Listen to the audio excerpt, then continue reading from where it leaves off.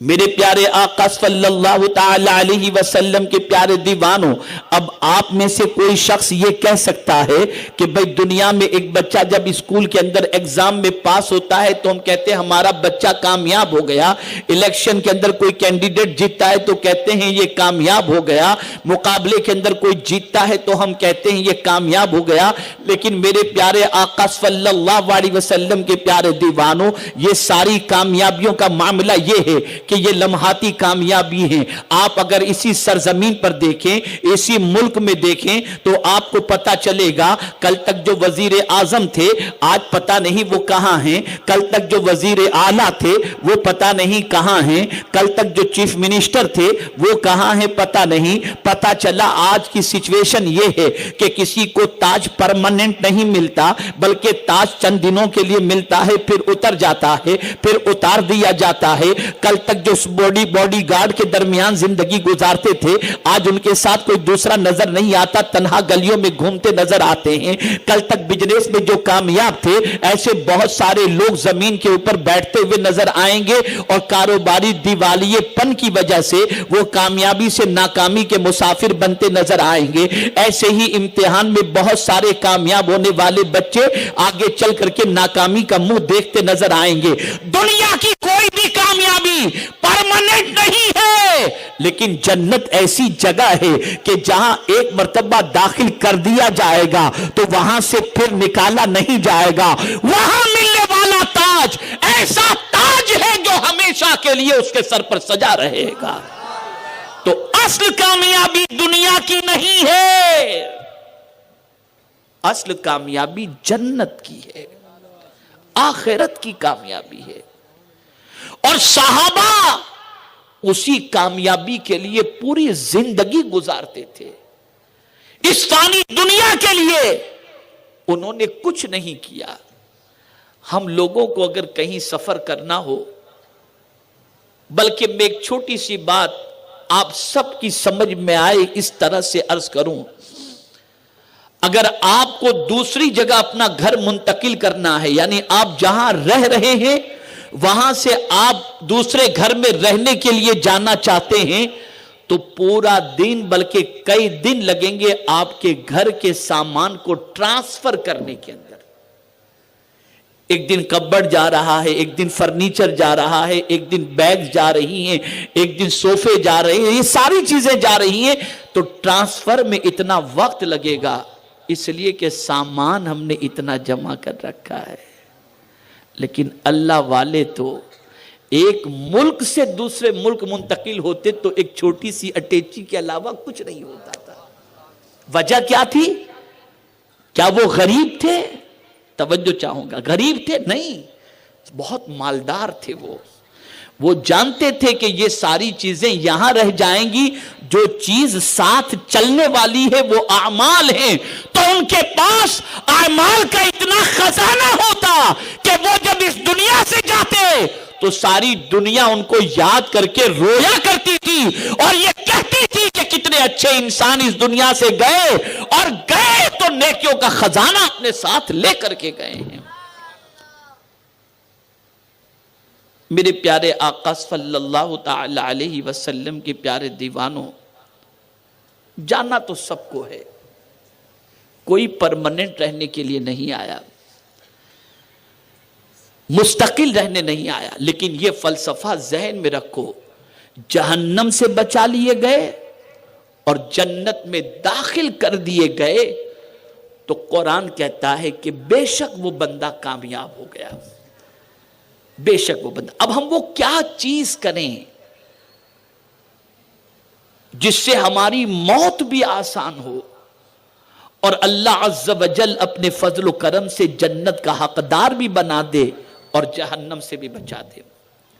تو حضور صلی اللہ علیہ وسلم نے جہنم سے بچنے کے لیے نسخے عطا فرمائے۔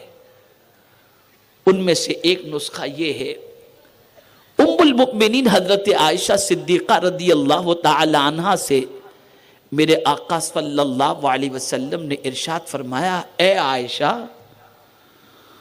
تم سے ہو سکے تو کھجور کی ایک گٹھلی ہی صدقہ کر کے जहन्नम से बचने का एहतमाम करो। यानी अगर कोई शख्स सदका करता है तो अल्लाह रब्बुल इज्जत जल्ल जलालहू सदके की वजह से बुरी मौत से भी बचा लेता है और जहन्नम से भी बचा लिया करता है। सदका ऐसा अमल है, और यही वजह है कि अल्लाह वालों की जिंदगी उठाकर देखो तो अल्लाह वाला कहते ही उसे हैं जो अल्लाह के नाम पर लुटाने वाला हो। कुरान मुकद्दस में रब्बे कदीर जल्ल जलालहू ने फरमाया, ज़ालिकल किताबु ला रैब फीह हुदल लिल मुत्तकीन अल्लज़ीना युमिनूना बिल गैब व युकीमूना सलाह व मिम्मा रज़क़नाहुम युनफिकून। मुत्तकीन वो हैं जिनको हमने रोजी दी तो वो हमारे नाम पर लुटाते हैं। ये मुत्तकीन हैं, ये अल्लाह वाले हैं। ये हम जो डर जाते हैं छोटी छोटी चीजों से, छोटे छोटे मामले से, चूहे से डर जाते हैं, कुत्ते बिल्ली से डर जाते हैं, और अल्लाह वाले शेरों से नहीं डरते थे। मुझे याद है वो वाकया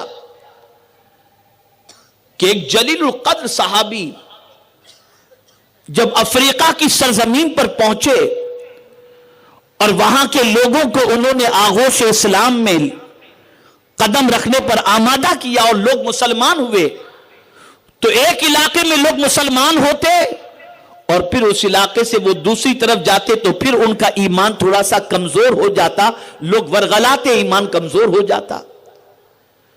अब वो सहाबी रसूल ने प्लान बनाया था कि हम यहां से रुखसत हो जाएंगे किसी को मुकर्रर करके, लेकिन जब आपने देखा कि वहां के लोगों की सिचुएशन बदलती रहती है तो आपने प्लान बनाया कि अब यहां से हमको जाना नहीं है, मुस्तकिल यहां फौजी छावनी हमको बनानी है और यहीं पर हमको कयाम करना है ताकि लोग इस्लाम पर साबित कदम रह सकें।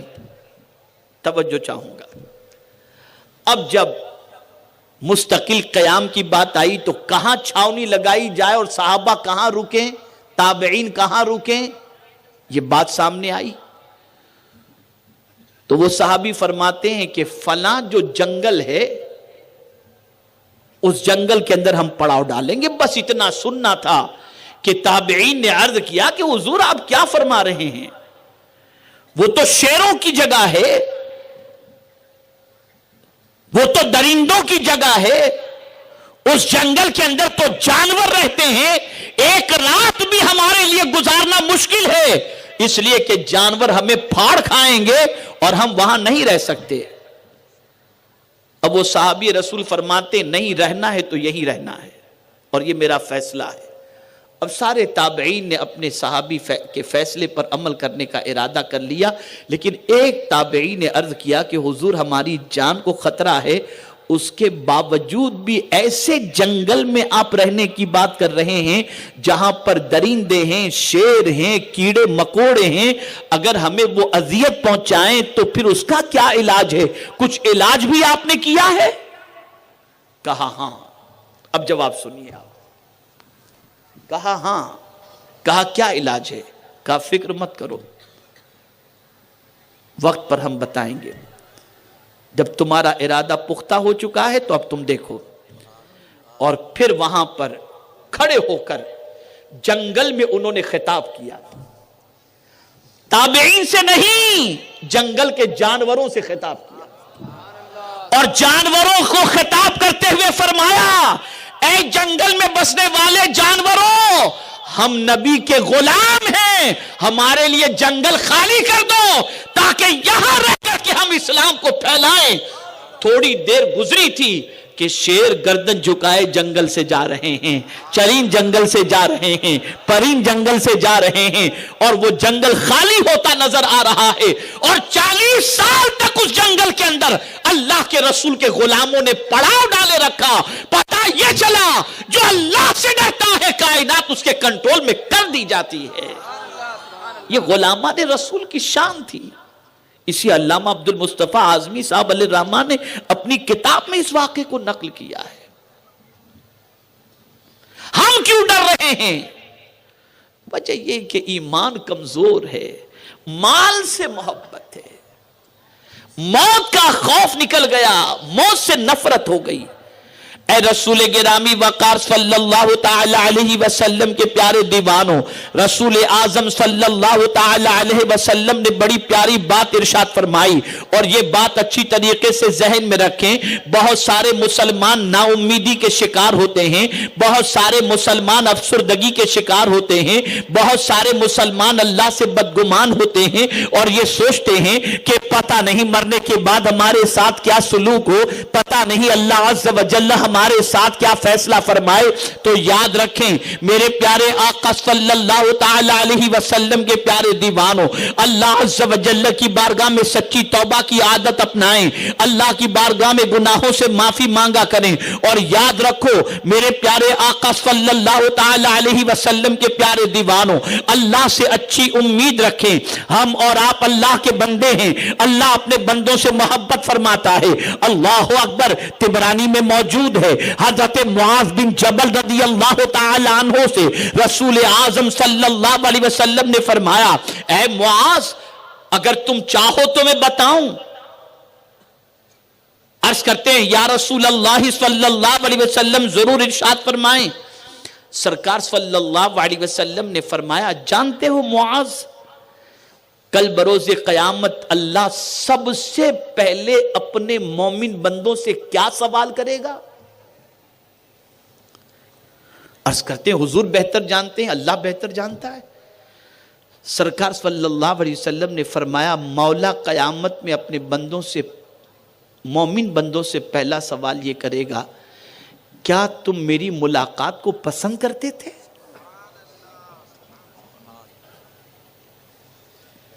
کیا ظاہر سی بات ہے کہ مرنے کے بعد رب سے مومنوں کو ملاقات، مومنوں کی ملاقات ہوگی، تو بندوں سے پوچھا جائے گا، اے میرے بندوں کیا تم میری ملاقات کو پسند کرتے تھے؟ بندے کہیں گے ہاں مولا ہم تیری ملاقات کو پسند کرتے تھے۔ تو میرا مولا فرمائے گا کیوں؟ وہ ارشاد فرمائے گا کیوں؟ تو بندے عرض کریں گے مولا ہم نے سنا تھا کہ تو معاف کرنے والا ہے، تو بہت بخشنے والا ہے، اس لیے تیری ملاقات کو ہم پسند کرتے تھے۔ میرے پروردگار کی رحمت کو جوش آئے گا اور ارشاد فرمائے گا، اے مجھ سے اچھا گمان کرنے والو، اب تو تمہاری مغفرت میرے لیے واجب ہو گئی، جاؤ میں نے تم کو معاف کر دیا۔ تو اے رسول گرامی وقار صلی اللہ تعالی علیہ وسلم کے پیارے دیوانوں، رب قدیر جل جلالہ سے اچھا گمان رکھو، اللہ عز و جل سے مغفرت کی امید رکھو۔